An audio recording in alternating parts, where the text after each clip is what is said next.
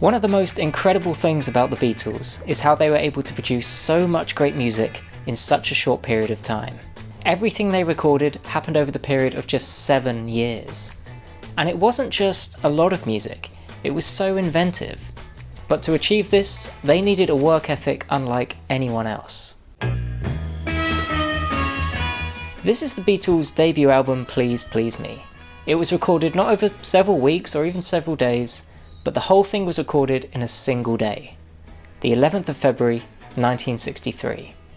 Studio time was expensive, and back then it was quite normal for an album to be similar to a live recording.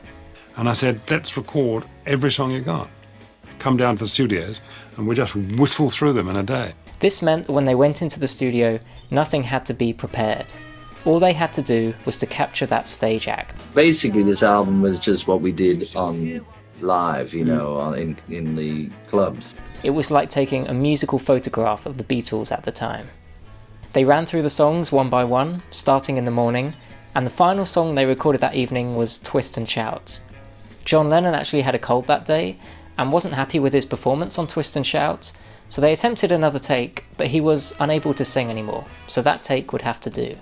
The great thing about capturing an idea quickly, like a photograph, is that there's a certain magic to it. And actually, I would argue that with this record, if they had gone back again and again trying to find the perfect take, it wouldn't be as good as it is. You hear them, they're so kind of fresh, particularly the real early ones. And I think it's the spirit got onto the record. This fast-paced approach to recording is reflected in the packaging for the album too. It's named after the single, Please Please Me, and the cover photo is just a photo of the four of them. So why is this important today? Well, real artists ship. Many people never learn to be finishers. They start a project and then they keep putting it off and it never gets finished. This may not be the best album the Beatles ever made, but it instilled an important ethos in them. Work quickly and finish things.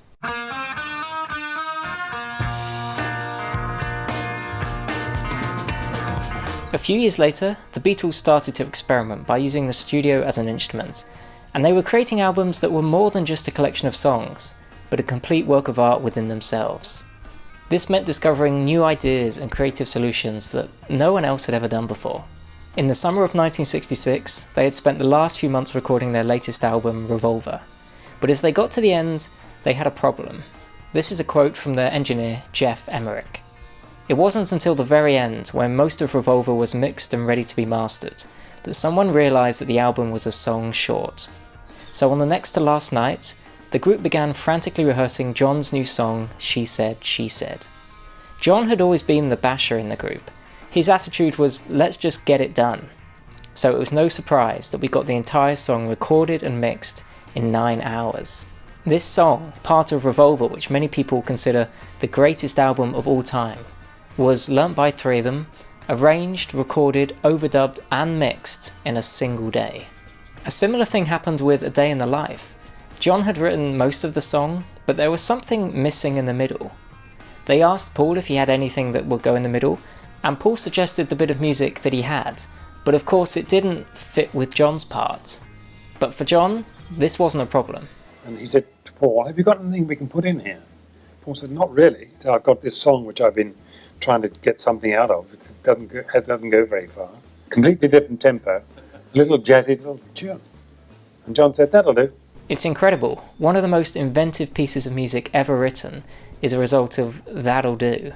One of my favourite quotes on creativity is something I first heard on Rick Beato's channel. Thought is the enemy of flow. You know, I was interviewing Vinnie Colaiuta, and I said to him, my first question was, Vinnie, talk about flow. And he said, thought is the enemy of flow.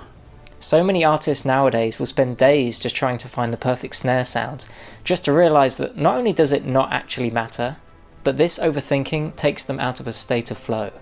The Beatles were masters of working in a state of flow. But it wasn't just on these few rare occasions either. Often, if John and Paul had written a song shortly before, they'd bring it into the studio and George and Ringo would have to come up with ideas for that song on the day of the recording. Often me and John would have written the song the week before, and it was only me and John knew it.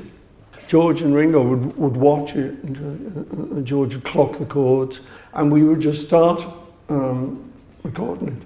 If they'd spent any time thinking whether She Said had the perfect drum sound, they never would have got it down and finished Revolver. And anyone who gave a second thought as to whether the 2 bits of A Day in the Life worked together would have questioned if it would even work. But because they were in a state of flow, they just got on with it. There was actually a moment when they'd finished Revolver when Paul was starting to overthink things, but thankfully the other 3 put him at ease. And we had done Revolver, one of the early Beatles records. I got the horrors one day. I thought it was out of tune. I thought the whole album was out of tune. I listened to it, and for some reason, I thought, oh my God. And I went to the guys. I said, it's out of tune.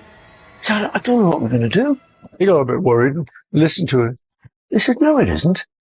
I know, okay. Some things don't help, like Ringo holding this umbrella.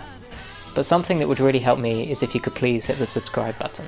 Speaking of this umbrella, let's talk about breaking the rules. You say yes, I say no. The Beatles are perhaps the most famous rule breakers in all of music history. This is of course most evident in their recording technique, but breaking the rules is also at the very foundation of how the Beatles wrote music. The partnership between Lennon and McCartney is the most successful songwriting partnership of all time. But remarkably, they did this without knowing how to read or write music. You know, I meet a lot of young groups, and I say, I can't read music or write it. They go, what? That doesn't work. Well, if you've done this, how could you do it without... But it means that it's here. It's not on a bit of paper. Because they had no formal training and hadn't studied music theory, if something sounded good but wasn't supposed to be there, they went with it anyway because they didn't know or even care if they were breaking the rules. I'm quite lucky. It's like a big black hole in there with me. When I sit down, there's like nothing. So in a way, I think that's quite good because I think hopefully then anything I write is possibly more original. This lack of knowledge helped them in other ways too. Because they didn't know how to read or write music, when they'd written a song, they had no way to write it down. They would write the lyrics down, but you'll notice there aren't any chord symbols. This meant that when they wrote a song, it had to be good enough to be remembered. If it wasn't, they'd likely forget it.